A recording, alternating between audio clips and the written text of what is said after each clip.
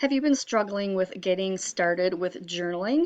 Because there's a lot of myths out there that might seem like really big obstacles that you can't get past. Well, I'm here to tell you that these myths are not true, and in this video, I'm going to go over 8 of these myths and tell you why they are not true. Stay tuned.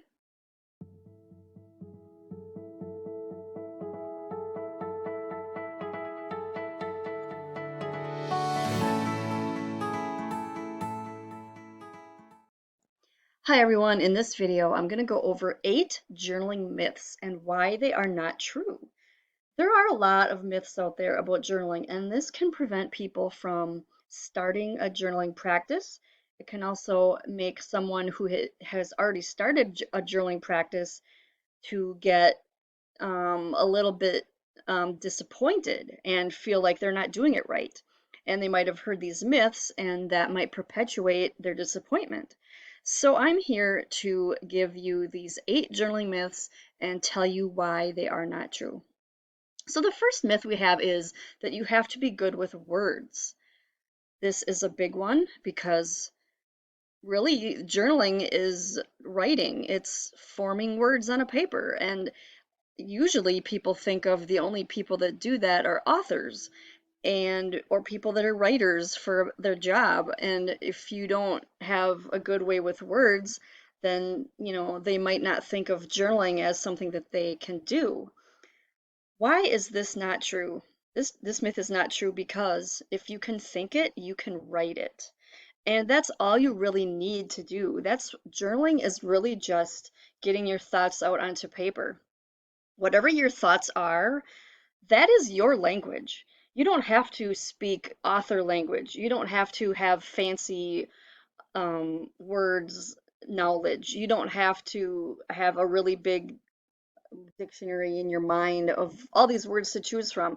Really, you're just thinking these words and writing the words down. The words can be simple. All that matters is that they are from your mind. If they're coming from your thoughts, then you can write them down. That's all it really takes. And the myth number 2 is that you need to have breakthroughs for journaling to work. So most people think that the whole entire point of journaling is to get a breakthrough and to get that magic moment where it's all worth it. But honestly, that's not true. Why is this not true? Because just getting thoughts onto paper is enough. That is the prerequisite to a breakthrough. So you might write down a couple things and then you might think, well, I'm not having a breakthrough. This is silly. I'm just writing down what's in my mind. But that is really where the breakthroughs come from. Just getting your thoughts out onto paper, that is the minimum that you need to do. So if you have no problems just getting your thoughts onto paper, don't worry. The breakthroughs will come, and they will come from repetitive writing. It's almost like excavating. Think of it like that. If you're digging in the ground for a treasure or gold or something, you're not going to have that breakthrough within the first few minutes. And then, you're not going to just give up. You know that it's deep down inside, and that action of digging is what brings the breakthrough to the surface. So think of journaling as excavation. Myth number 3 is that you have to do it every day. Now, this is a good guideline to follow if you are really trying to achieve a certain goal. But honestly, this is a myth because you can benefit from journaling from just one session. There are multiple types of journaling, and you really don't have to do it every day if the type of journaling that you're doing isn't a good match for doing it every day. So there are a lot of examples of journaling where you can sit down and work through a problem in one day or in one session even. Journaling is therapeutic because of the fact that you're getting stuff out onto paper, and that is something that you can do anytime. That is something that you don't need to do every single day to get benefit from doing it once. So in other words, let's say there's 30 days in a month, and let's say you think you have to write every day, but you don't. and let's say, you go 2 weeks without writing, and then on the third week you start writing again, and you all of a sudden feel better, and you're like, wow, I feel free, like I don't have any negative thoughts in my mind right now because you got them out on the paper. That is an example of the benefit that you can get from just one session, proving that you don't have to do it every day. Myth number 4 is that it's expensive to buy journals regularly. Now, this is a myth because we've all seen these beautiful hardcover physical journals at the bookstore or even Target and Walmart. Even those places have expensive journals. Like I've seen some there that were $30. And I thought, I want this because it's pretty. I want this because it's hardcover. I want this because it's got a spiral bound, it's easy to take with me and fold back the cover and sit in my bed and write on it. And that's all true. And then I thought, if I were to buy one of these every single time I fill one up, I'd be buying a new one every month, sometimes even every week, and that would get expensive. But the reason why this is a myth is because you can save money by buying printable journal pages or making your own. And this is something that I learned firsthand because I was one of those people that would go out and spend money all the time on journals and planners even. Like all of those things are things that you go through quickly. And I thought this is too expensive. I can't afford to be buying a new one every week. So I realized that there's a thing such as printable journal pages and printable planner pages. They're all over the place on Etsy. And then I started making them myself. And then I realized that this is practically free.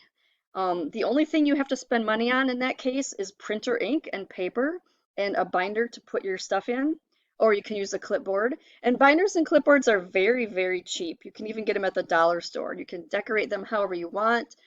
And by making your own journal pages, you can really go the cheap route and not even have to buy them. If you choose to buy them on Etsy, I have an Etsy shop where I sell them, but I also have a course that teaches you how to make your own pages for journals, planners, and stuff like that to sell on Etsy or to use for yourself. So I will leave links for those, for that information if you're interested in saving money on journaling. Number 5 is that there is a right way and a wrong way. This is a popular myth with people that have not yet started journaling or they're just in the beginning phases because they want to know what all the rules are and they don't want to do it wrong. But this is not true because there are guidelines only. What works for you is best. So these are guidelines that will help you along the way, but that in no way means that you are 100% going to fail if you don't follow those guidelines because everybody has a different lifestyle. Everybody has different types of journaling that they like, and every type of journaling is different. So, whatever works for you is best, and don't let this myth get in your way. Myth number 6 is that you have to spend hours a day journaling. A lot of people say that journaling it's like a time intensive hobby, and of course you can't just write down a sentence because what good is that going to do? But this is not true because 5 minutes is the minimal amount of time that is necessary. And this is something that you can do literally in 5 minutes, like I said, right before you go to bed. You really just have to get whatever is in your head out onto paper. And that is the basic minimal thing that that you should do if you are interested in journaling. Most people do not have hours a day. So if you are a busy mom or if you have a couple of jobs and you don't have time to stop to breathe, then 5 minutes is you can even journal while you're doing other things. This sounds counterproductive and this sounds bad, but let's say you are getting ready for bed and maybe you're taking a bath or something. You can have a notebook or a clipboard. Like what I like to have is clipboards with, then you can put whatever sheets you want in them and just have it be like a list of daily thoughts. Like, let's say you have a thought that's just bugging you and you just want to write it down. Writing down that, a couple sentences and just taking a few minutes is all you really need to do. Myth number 7 is that you need to have a set outcome or a goal. This is something that I think people worry about because when they think of journaling, they think of, okay, that's a hobby. Like there's something about the word, the phrase "I'm going to start journaling" that makes them think that there's an outcome or a goal that they have to achieve, and that maybe they're not going to have the time to work on that. They don't know what their outcome is. They don't have any goals. They're just kind of lost and wandering around like I'm not quite sure why I'm doing this. But this is a myth because just getting your thoughts out onto paper is all that is necessary. And this kind of ties in with the last myth that you need to spend a lot of time every day doing it because like I said, you only need 5 minutes to write a few sentences down and just getting your thoughts out onto paper, that's really the that's really the goal in itself. That is the goal, is to get the thoughts out onto paper. You don't need to have a separate outcome or a goal. And then we're to the last myth, and that is that journaling is selfish. A lot of people think, well, if I spend a couple of hours or minutes a day writing in a journal, that means that I have a really big ego and I'm just trying to talk about myself and think about myself and write about myself and that's time that I'm not spent doing things for other people or helping my family or my kids or whatever. And here's why this is a myth, because journaling is self-care and self-care is not selfish. The word self, people think just because the word selfish is, made up of the word self is not, that's not true. Self means you, and everybody needs to give themselves self-care. I feel like I'm saying that word a lot, but it's really not a bad thing at all to focus on you. Like people have said, there's a phrase that says you can't pour from an empty cup. And this is one of the reasons why journaling is so amazing because journaling helps you give yourself that self-care.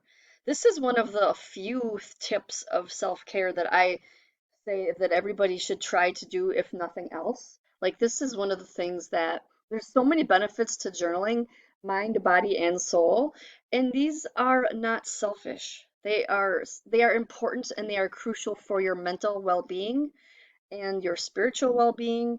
And so don't ever let this myth dispel or don't ever let this myth discourage you from journaling because it is simply not true that it is a selfish thing. And honestly, I don't think the word selfish even applies to this situation because when I think of selfish, I think of somebody that, let's say, you go out to dinner and there's a basket of free breadsticks.